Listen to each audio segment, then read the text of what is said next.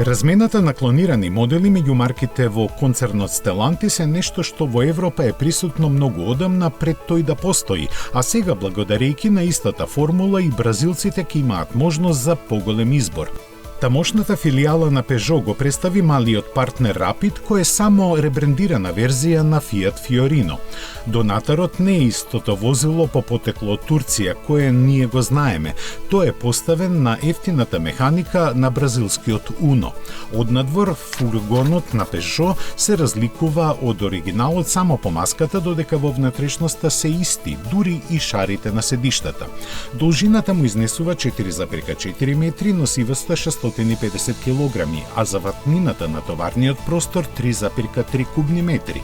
За погон се користи 1,4 литарски мотор со 84 конски сили, кој може да работи и на етанол.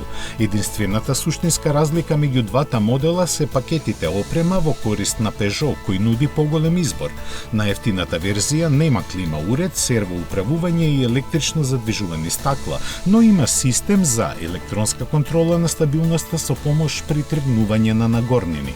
Интересно и тоа дека моделите и на двете марки не може да се добијат со никаква мултимедиски систем, дури ни со обично радио. Цените им се движат околу 20.000 евра.